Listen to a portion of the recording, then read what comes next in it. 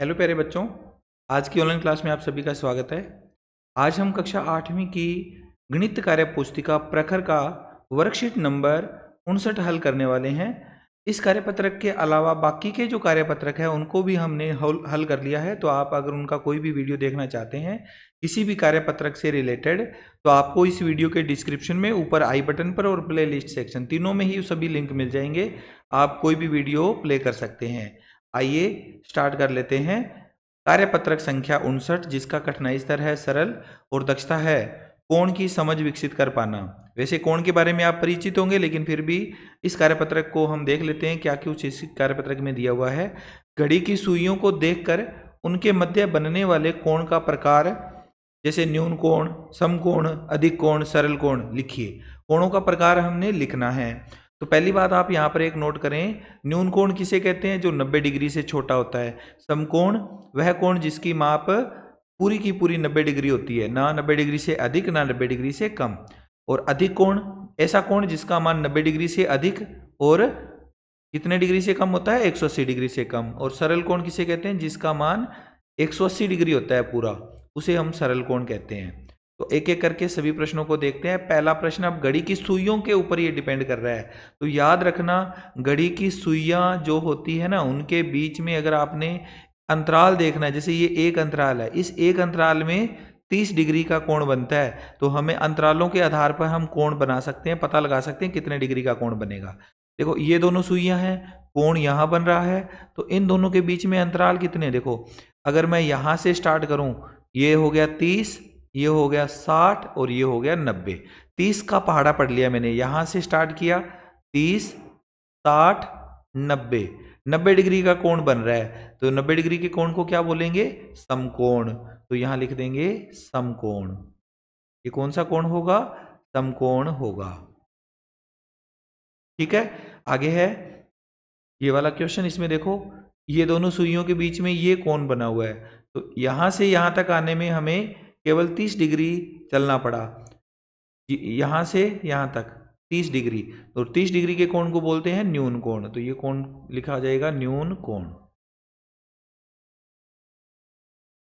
आगे तीसरा, ये कोण बना हुआ है इसके बीच में यहां पर, और हमें यहां से यहां तक पहुंचना है। तो यहां से अगर हम देखें, ये हो गया 30, 60, 90, 120। 30, 60, 90, 120। 120 डिग्री का कोण है, और 120 डिग्री के कोण को कहा जाता है अधिक कोण। अधिक कोण। वैसे आपको चित्र देखकर भी पता चल सकता है कि कौन सा कोण अधिक कोण है, कौन सा समकोण है, कौन सा न्यून कोण है। चित्र देखकर भी आप बता सकते हो। जैसे कि एग्जाम्पल के लिए ये एक सीधी रेखा बन रही है, तो सीधी रेखा के कोण को सरल कोण बोलते हैं। सीधी रेखा पर बनने वाले कोण को सरल कोण कहते हैं, तो ये सरल कोण इसका उत्तर आएगा। फिर भी अगर हम कोण को देखें 180 डिग्री का कोण बनता है या नहीं बनता, तो इस कोण को हमने तय करना है। यहाँ से स्टार्ट कर लो चाहे यहाँ से स्टार्ट कर लो। घड़ी की दिशा में चलें तो यहाँ से चलेंगे। ये हो गया 30, 30 और 30 60, 60 और 30 90, 90 और 30 120, 120 और 30 150, 150 और 30 180। 180 डिग्री का कोण है तो सरल कोण है ये, तो लिख देंगे सरल कोण।